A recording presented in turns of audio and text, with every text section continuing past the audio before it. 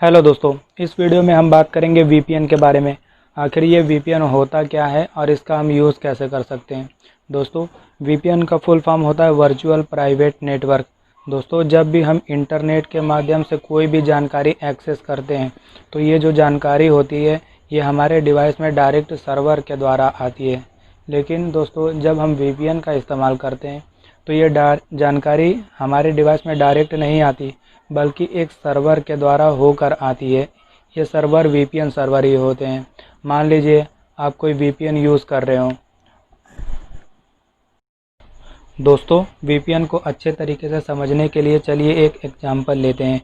मान लीजिए आप यूट्यूब के माध्यम से कोई वीडियो देख रहे हैं या गूगल के माध्यम से कोई वेबसाइट एक्सेस कर रहे हैं। जब दोस्तों आप ये जानकारी एक्सेस कर रहे हैं अपने डिवाइस में, तो जो भी जानकारी आपके पास आई है वो डायरेक्ट सर्वर के द्वारा आई है। लेकिन जब आप अपने डिवाइस में वीपीएन का यूज़ करते हैं तो जो भी जानकारी आपके डिवाइस में आई है वो डायरेक्ट नहीं आई है, बल्कि एक सर्वर के द्वारा आई है। ये सर्वर वीपीएन का ही सर्वर होता है।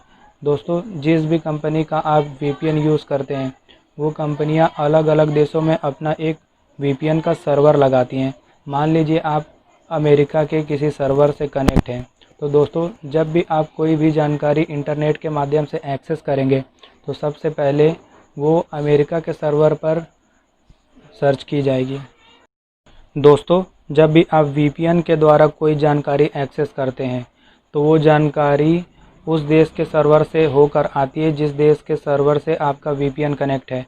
मान लीजिए दोस्तों आपका वीपीएन जो है वो अमेरिका के सर्वर से कनेक्ट है, तो जो भी जानकारी आप अपने डिवाइस पे सर्च करेंगे वो सबसे पहले अमेरिका के सर्वर पर सर्च होगी, फिर वो अमेरिका के सर्वर से होते हुए आपके डिवाइस में आएगी।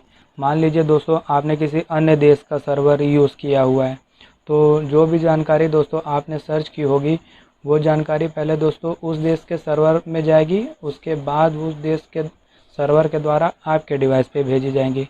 इसीलिए दोस्तों जब भी हम वीपीएन सर्वर का इस्तेमाल करते हैं तो हमारा डिवाइस स्लो हो जाता है। दोस्तों, ये स्लो होने का कारण यही है कि जो भी जानकारी आपके पास आई है वो दोस्तों जानकारी आपके पास डायरेक्ट नहीं आई है, बल्कि वो एक अलग से सर्वर के माध्यम से आई है। दोस्तों, वीपीएन का एक और ये फ़ायदा होता है, ये हमारे मोबाइल के आईपी एड्रेस को हाइड कर देता है। यानी कि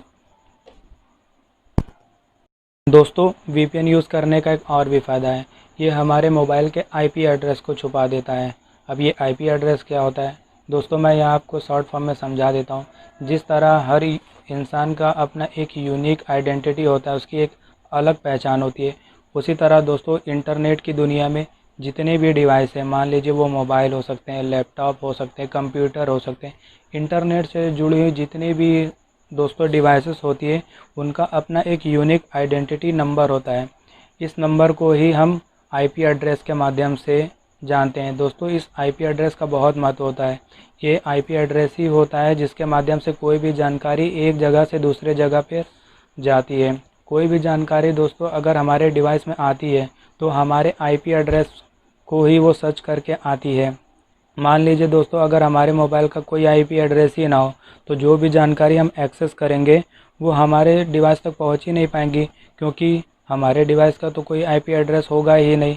इसीलिए दोस्तों आईपी एड्रेस बहुत महत्वपूर्ण होता है किसी भी डिवाइस के लिए, और ये हर डिवाइस का अपना एक यूनिक होता है। लेकिन दोस्तों जब हम वीपीएन का यूज़ करते हैं तो ये हमारे आईपी एड्रेस को हाइड कर देता है, जिससे हमारे डिवाइस को ट्रैक करना बहुत ही मुश्किल हो जाता है। इसीलिए दोस्तों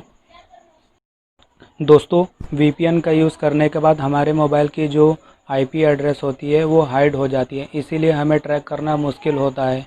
हमारे मोबाइल को वीपीएन यूज़ करने के बाद सिर्फ वही ट्रैक कर सकता है जिस कंपनी का हम वीपीएन यूज़ कर रहे हो।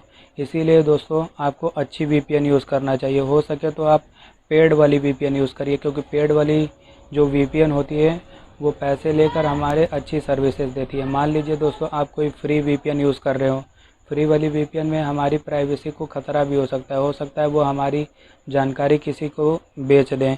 इसीलिए दोस्तों आपको हमेशा पेड वाली वीपीएन का ही यूज़ करना चाहिए।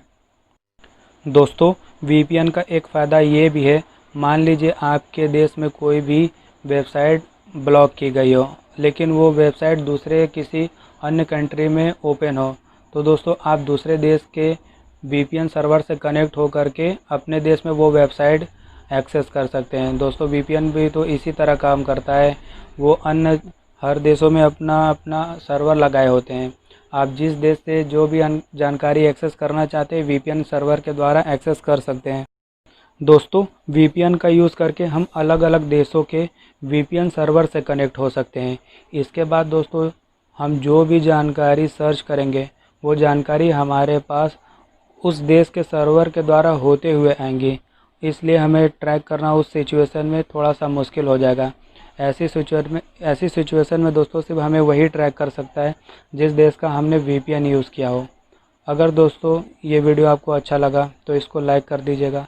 चैनल पर पहली बार आएँ तो इसको सब्सक्राइब कर दीजिएगा। मैं आपको मिलता हूँ नेक्स्ट वीडियो में, तब तक के लिए जय हिंद।